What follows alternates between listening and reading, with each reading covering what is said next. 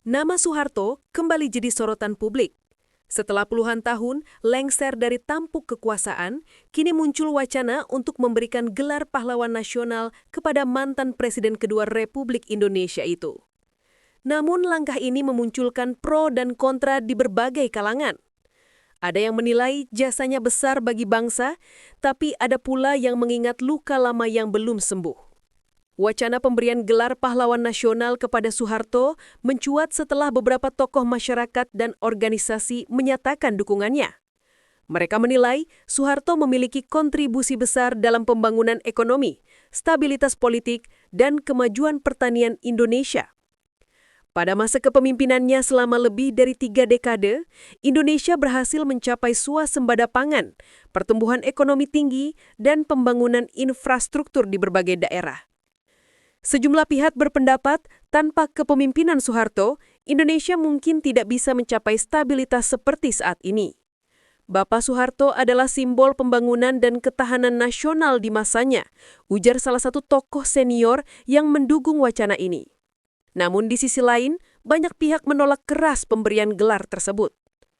Kelompok masyarakat sipil, aktivis HAM, hingga sejumlah akademisi menilai langkah ini sebagai bentuk pengkhianatan terhadap sejarah. Mereka menyoroti berbagai pelanggaran HAM, korupsi, dan pembungkaman demokrasi yang terjadi di masa Orde Baru. Soeharto memang punya jasa, tapi juga punya dosa terhadap demokrasi dan kemanusiaan, kata seorang aktivis HAM dalam wawancaranya. Tragedi penculikan aktivis 1998, penembakan misterius, serta pembatasan kebebasan pers menjadi alasan utama mengapa sebagian masyarakat menolak keras gelar pahlawan untuk Soeharto. Bagi mereka, luka masa lalu itu masih terasa hingga hari ini. Keluarga Cendana sendiri menanggapi wacana ini dengan tenang.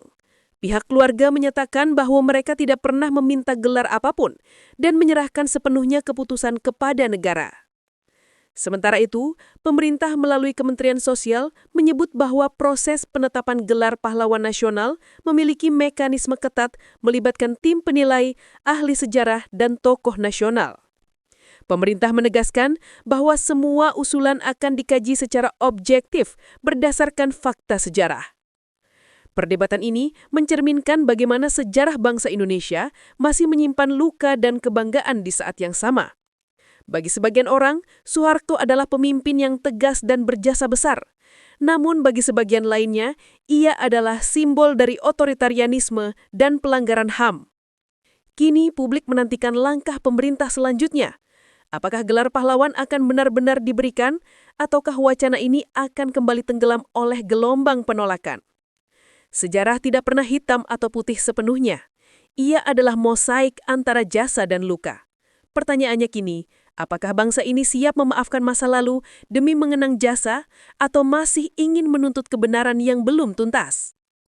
Dari studio Breaking Indo, saya pembawa berita. Sampai jumpa di berita berikutnya.